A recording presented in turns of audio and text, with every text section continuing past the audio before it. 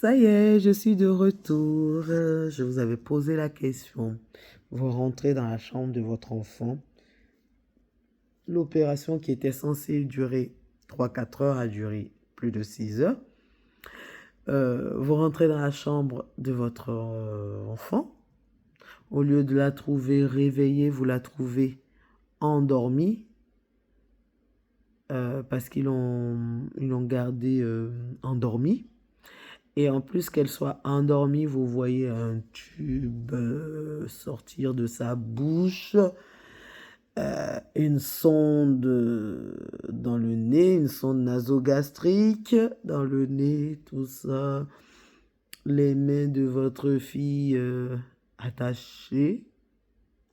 Comment aurez-vous réagi? Voici ma question. Ma réponse, moi, je me suis mise à côté. J'ai pleuré. Pleuré. Je vous assure, pleuré. Après, j'ai essuyé mes larmes. Je suis sortie. J'ai dit, Seigneur, c'est ton enfant. Moi, j'ai fini de pleurer. Ce que tu veux faire, là, faut faire. Mais l'ennemi, là, il ne peut pas avoir gain de cause sur cet enfant.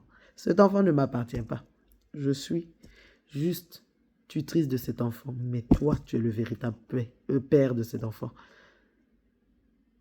C'est ton enfant, c'est ton fruit. Voilà ce que j'ai dit. J'ai dit, c'est ton fruit. C'est le fruit de Dieu. Donc, l'ennemi ne peut pas avoir la victoire là. Et j'ai commencé à louer. Quand ça va mal, oh mon âme, pourquoi t'as battu? J'ai commencé à louer. J'ai commencé à louer le Seigneur. J'ai commencé à louer parce que je sentais que mon âme s'attristait. C'est normal. C'est normal. Je ne suis pas en rebout. Je ne suis pas en fer. Je suis en chair. Les émotions d'une maman. Tout simplement. Ton enfant a à peine 1 an, 1 mois. Donc c'est normal. Mais j'ai dit non. Je ne donnerai pas cette victoire à l'ennemi. Il ne verra pas mes larmes couler encore. C'est fini. Je vais louer le Seigneur. J'ai dit. Et maman Rosalie encore au téléphone. On a prié ensemble. On a loué le Seigneur ensemble. Elle m'a fortifié encore. Et c'était, voilà, le soir arrivait. Mon mari aussi était perturbé et tout. Je sentais, bon, moi je suis dans le milieu, j'arrive à gérer un peu, mais je sentais que, voilà, le fait de n'avoir pas les réponses et tout, ça l'embêtait, mais ça reste un homme qui veut protéger sa femme, soutenir sa femme, donc il ne se donnait pas cette peine d'exprimer ce qu'il ressentait, ses inquiétudes et tout. Donc j'ai eu à discuter avec lui pour lui dire, mais il faut le dire, on est ensemble, on doit pas, oui, je vois bien que tu veux me soutenir, mais on a besoin d'échanger tous les deux. Bref, après on est allé s'installer ailleurs pour quand même un peu manger. Et après, lui, je lui ai dit d'aller dans, dans la chambre mère-enfant à côté et que moi, je resterai dans la chambre avec Priel pendant la nuit. Et je vous assure que toute la nuit, j'ai mis la louange, on dort sur un fauteuil, donc à chaque fois, j'entendais ma fille bouger, je me réveillais, je regardais, et elle essayait de se réveiller, quoi. Mais on l'avait endormie parce que si elle se réveillait, elle risquait d'arracher le tube, et pour l'instant, sa gorge n'était pas désenflée, quoi. Donc, c'était dangereux pour elle, machin et tout. Donc, je louais.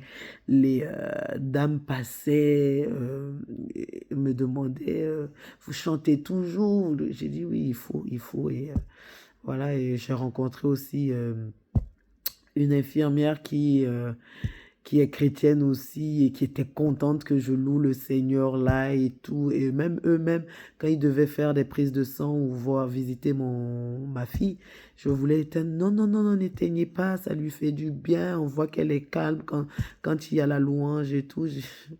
Donc vraiment, c'était un témoignage et on a passé la nuit.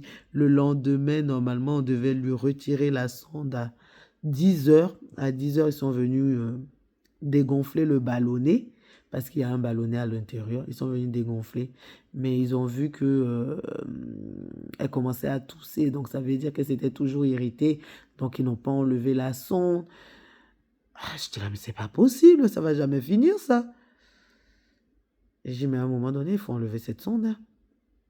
Et à 14h, 15h par là, ils sont venus enlever la sonde.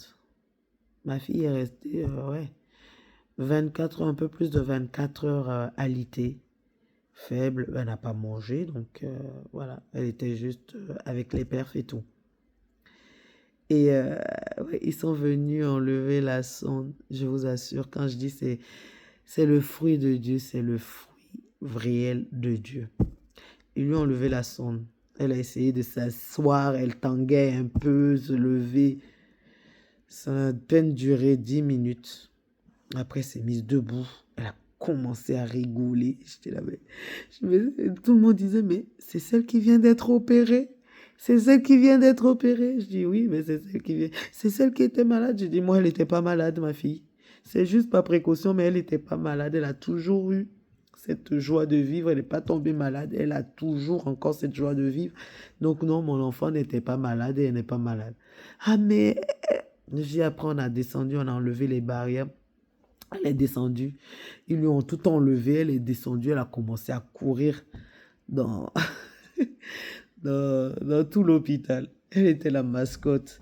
Je me souviens encore les infirmières, parce que quand on est arrivé avant qu'elle se fasse opérer, moi je chantais des louanges et elle dansait. Donc il y a un duo infirmière-soignante qui nous avait repéré et qui le lendemain disait, en passant, parce que moi voilà, j'étais toujours dans cette louange et tout.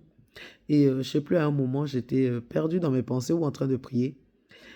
Et de loin, j'entends l'aide-soignante dire à l'infirmière, ah, dans cette chambre-là, il y a une femme qui chante et sa fille danse et tout, c'est trop bien, ça fait du bien et tout. Et j'ai commencé à rigoler, je dis, ah, gloire à Dieu, Seigneur, tu vas mettre ta main là, et j'ai prié pour l'hôpital.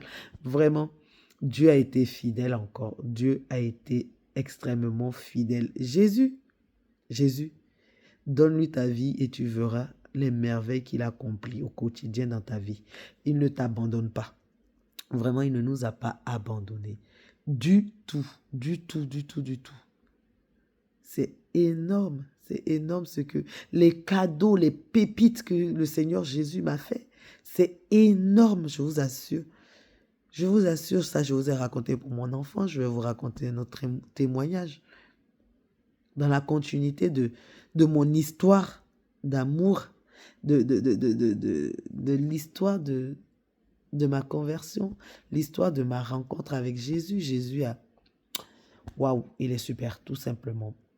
À tout de suite pour la suite.